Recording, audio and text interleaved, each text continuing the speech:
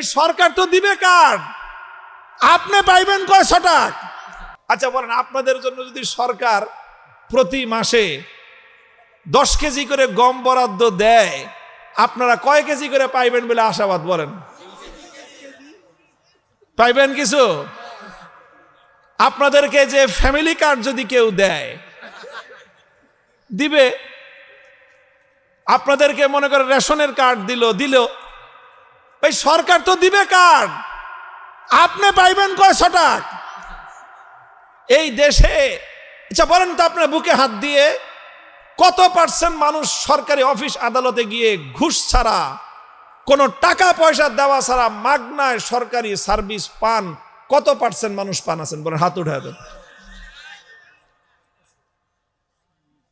মানুষ না খেয়ে মরে, তারপরে তো মানুষের গম খেয়ে ফেলায়। ব্রিজ কালভার্ট বানাবে, রডের বদলে বাঁশ দিয়ে বসে থাকে।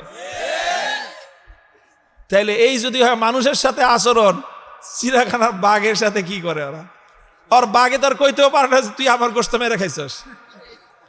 ওই 20 কেজি গোশতে 10 কেজি আগেই যায় গিয়ে চিড়িয়াখানার বাইরেই, ভিতরে যা পাঠায় ওখান থেকে স্টাফ মিস্টাফ যা আছে ওরা গরুর মাংস কিছু আপনার বুনা করে খায়, আর ছাল পাকলা কিছু দেয় বাঘেরে খায়, ওই আর কি। তো এই খায়া খুয়ে সারাদিন চিত্তে শুয়েই থাকে। এরপরে এই বাঘরে যদি কেউ খোঁচা মারেন, তাহলে দেখেন বাঘের তাকাইলে আপনার কলজে পানি শুকিয়ে যাবে। এরপরে মাঝে মাঝে ও একটু নিঃশ্বাস ছাড়ে, গর্জন দিবে কি, এই মরা বাঘ আটকানো বাঘের বুকের থেকে গর্জন আর হুঙ্কার বের হয়।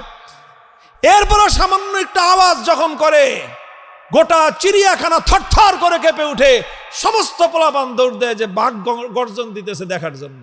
54 বছর পর্যন্ত আমরা দেখেছি আমাদের এই দেশ থেকে কিছু মানুষ তারা রাজনৈতিক নেতা হয়ে উঠে, আর সারা দেশের সাধারণ মানুষকে তারা তাদের চাকর মনে করে। এই রাজনৈতিক দুর্বৃত্ত নেতৃবৃন্দ রাজনৈতিক নেতৃত্বের নামে গোটা দেশের সাধারণ মানুষকে তারা নিজেদের চাকর বাকরে পরিণত করে। যেই আচরণ করত আমাদের সাথে ব্রিটিশের লাল বেনিয়ারা, যেই আচরণ করত আমাদের সাথে পশ্চিমবঙ্গের দাদাবাবুরা, যেই আচরণ করত আমাদের সাথে পশ্চিম পাকিস্তানের খান পাঠানরা, 54 বছর পর্যন্ত স্বাধীন বাংলার মাটিতে, এই মাটি থেকে জন্ম নেওয়া একদল স্বৈরাচারী জালিম অত্যাচারী শাসক বর্গ বাংলার 18 কোটি মানুষের সঙ্গে গাদ্দারি আর বিশ্বাসঘাতকতা করেছে।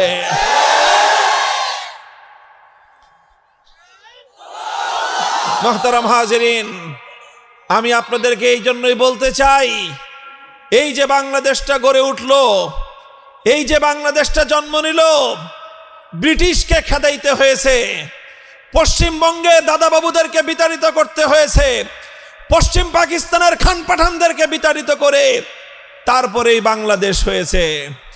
মনে রাখবেন, বাংলাদেশে যদি ইসলাম না থাকে, পশ্চিমবঙ্গ আর পূর্ববঙ্গের মধ্যে কোনো তফাৎ থাকবে না।